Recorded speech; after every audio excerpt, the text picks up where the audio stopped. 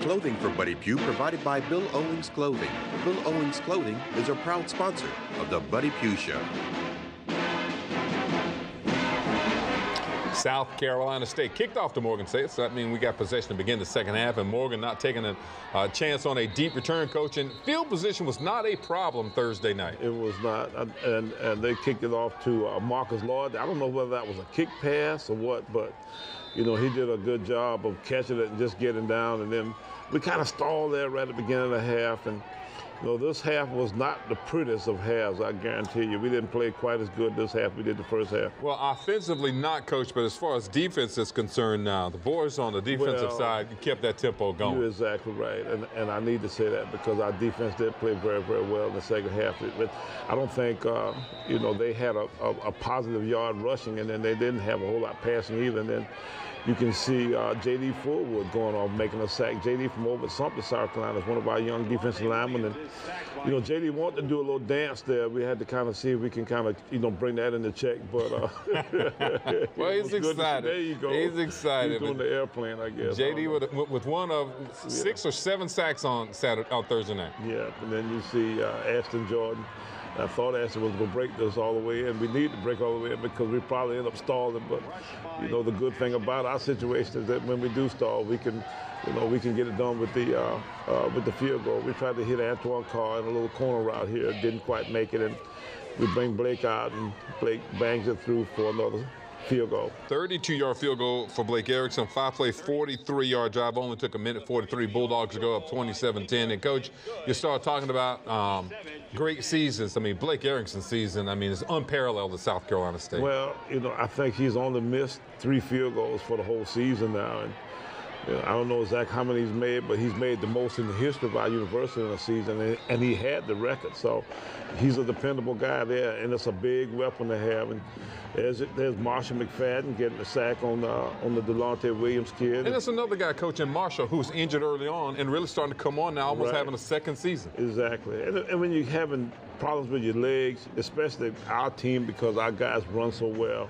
you know, it sticks out. But Marshall really is a good football player.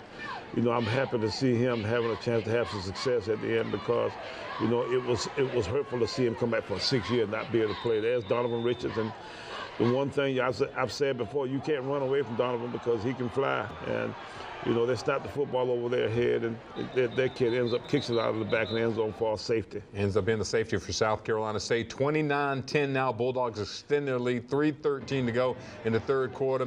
Morgan State electing to kick off from the 20-yard line, and that means a good field position once again for the offense. Right. This is our jet team here. This is Richard Christie returning the kick, and you know, we back down in the positive territory, and you know, we just don't seem to be able to do much with it here. We do have a nice run here on first down. The Ashton run the stretch play, and he finds a little spot there. And Devin Ware, and I need to say this, makes a nice cut block. I'm always on Devin, too, about our fullbacks in general, about getting down and creating some space with the cut block. And he did a nice job there. And then we come back with Blake again, and Blake knocks it through again for another field goal. 36 yards for Blake Erickson on that field goal. 32-10, Bulldogs lead it with 1:26 to go in the third.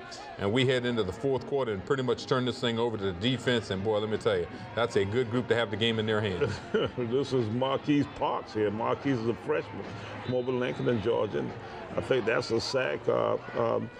Pat Washington is actually helping him. Then Pat comes back off the edge there and makes his Dwight Freeney spin move. And if David lets him pick it up, then I think Pat picks it up and runs it. You see Pat, he's almost despondent there because he knows that he can pick it up because he sees it, and just as he's ready to pick it up, Irby falls on it and tries to whatever, and then we end up getting the ball back at about the 5-yard line, and then we go down to the other end and throw an interception. 32-10 Bulldogs lead going into the fourth quarter. I've already made my plea for a defensive player of the year for in the conference of David Irby, and granted Malcolm throws an interception here, Coach, but in talking about Irby, I just don't know of another impact player throughout the conference that's helped his team more so than number 4. Well, you see him again here. They try to throw a pass here, and Irby comes through. We only rushing 4 guys, and David comes through and sacks him. And we get the ball back in great field position here again. And You know, offensively, we just kind of sputting around. We hit Tyler out hitting the flat, and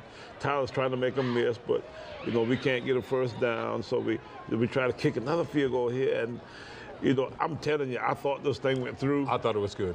And Blake thought it went through, but, you know, you never see Blake Erickson complain to the officials about anything, but when I saw Blake talking to the officials, I said, oh, yeah, that was good. And there's Irby again, another sack, 11 tackles. Yeah, I think Irby had like 3 or 4 sacks, but I think we had maybe 7 sacks for the game. And then there's Pat Washington again. Pat's having a fantastic year, and you know he's doing a nice job of sacking the quarterback also. And that was the way the game ended on Saturday night. South Carolina State a 32-10 win over Morgan State, and we started talking about the stats and looking at the game, coach, and the way it kind of played out again. Total domination, but again a defense and some offense from the first half. It was we really shut down their rush attack. I think they had like minus 17 yards rushing and 150 yards total offense for the day. So, you know, our defense continues to play great, and I think we begin to come on again offensively. So this team, as we get to that time of the year where you got to be good, I think we kind of began to peak a little bit. The State Farm Insurance drive of the game. We go back to the second possession, coach, when Morgan State seemingly getting back into this football game.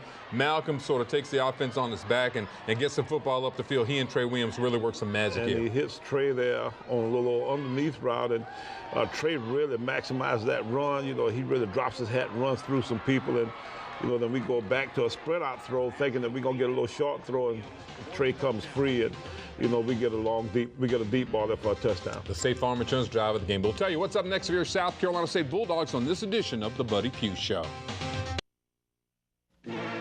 For the next big Bulldog game, stock up on the most delicious tailgating packages around at Fats Cafe, where regulars get treated special and everyone's a regular. All right, your Fats Cafe Fats facts from the week, and you start looking at that. Savannah State getting a win over North Carolina Central. Delaware State going down to defeat to Norfolk State. Hampton losing to Florida A&M, setting up that huge matchup, coach, in the end of the season. Bethune taking on Florida A&M, but Bethune wrapping up the automatic bid from MEAC with a win this past weekend over Howard. Bulldogs take on North Carolina A&T. Your thoughts so far in the season? Well, we just got to go play good at A&T, and it's not going to be easy. Coach Alonzo Lee and his staff have had a week off now to prepare for us, and you know they always do a nice job toward the end of the year, and they've found a quarterback now. They've got a young man that was on their baseball team that they've gotten out to play football, and he's doing a nice job for them. Coach, you talk about coming up this weekend for South Carolina State, North Carolina A&T. How important is it now in the back of your mind to be impressive with the ensuing playoffs coming up? Wofford losing big this past weekend. The Appalachian State really opens up some possibilities for some at-large people to try to be impressive. There were so many ingredients in this past weekend that I don't know if we can figure them all out, but a lot of people got beaten. Some of that's got to help us. So, you know, I'm looking forward to seeing if we can play good, because if we can, we ought to get it done. Okay, South Carolina State taking on North Carolina A&T this weekend in Greensboro, North Carolina. We hope to see you in Greensboro. We'll kick off at 1:30, and of course next week right here on the Buddy Pough Show.